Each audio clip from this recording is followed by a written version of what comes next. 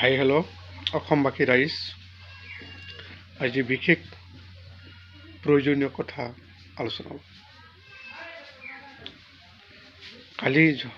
যোৱাকালি দেখা পালোঁ যে মন্ত্ৰী পীযুষ হাজৰিকা ডাঙৰীয়াই যি মন্তব্য কৰিছে যে কংগ্ৰেছে অসমীয়া জাতিৰ কথা চিন্তা নকৰে। ঠিক আছে, অসমীয়া জাতিৰ কথা যদি কংগ্ৰেছে চিন্তা নকৰে, বিজেপি চৰকাৰকে অসমীয়া মানুহে ভোট দিয়ক, ভাল কথা।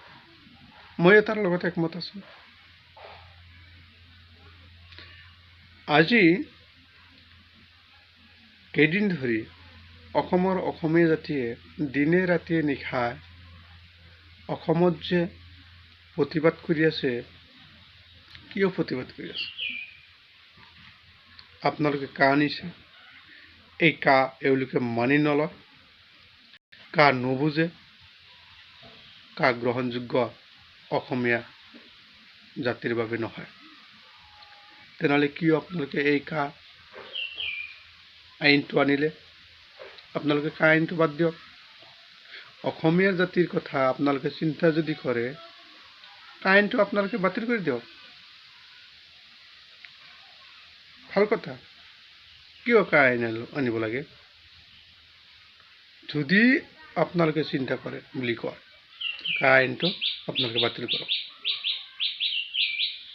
অসমৰ ৰাইজৰ কথা কৈ আছোঁ, অসমৰ অসমীয়া জাতিৰ কথা কৈছোঁ। তেওঁলোকৰ ভুল আছে যে সোণোৱালৰ দিনত অসমত কা আনিলে, কা বিলটো বনালে, সেই সময়ত লেংটা বেংটা হৈ অসমত নাচি ফুচি প্ৰতিবাদ জনালে।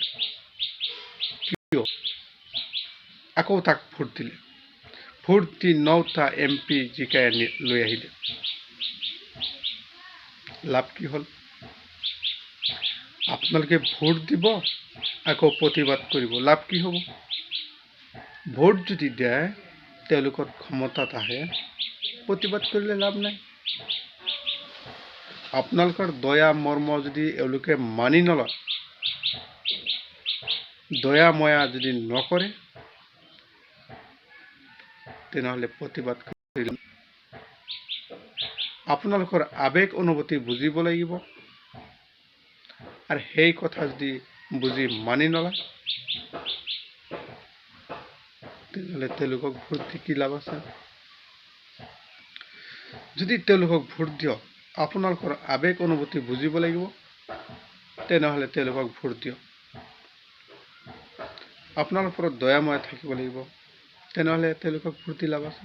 আপোনাৰ কথাই নামানে, আপোনালোকে প্ৰতিবাদ কৰি আছে, আপোনালোকৰ কথা নুশুনে, কোনো কথা বুজি নাপায়, তেনেহ'লে তেওঁলোকক ভোট দি কি লাভ আছে? কথা এটা, আপোনালোকে যি ভোট দিয়ে বিজেপিক, প্ৰতিবাদ কৰিব নোৱাৰিব। তেওঁলোকে যি কৰে কৰক, আপত্তি নাই। আৰু যদি ভোট নেদে, তাহলে প্ৰতিবাদত আহিব নালাগে।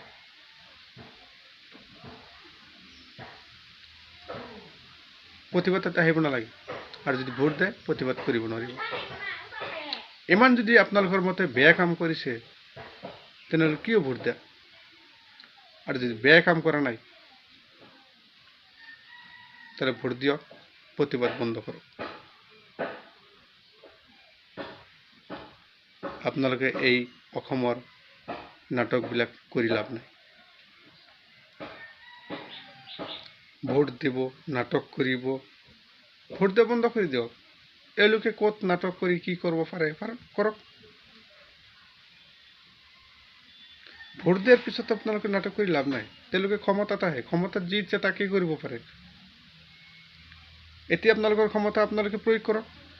আপোনালোকে ভোট নিদিব, ক্ষমতাত আহিব নোৱাৰিব, কা লৈ কি কৰে কৰক। এইখিনি কথা বুজি লওক, আপোনালোকে বুজাৰ চেষ্টা কৰক। মই যদি বেয়া কিবা কৈছোঁ, ক্ষমা কৰিব। আৰু নেক্সট বাৰৰ বাবেও মই আৰু ভিডিঅ' বনাম। এইখিনি মোক কমেণ্টত ভালদৰে বুজাই দিব আৰু জনাব, ভাল বেয়া জনাব। ধন্যবাদ।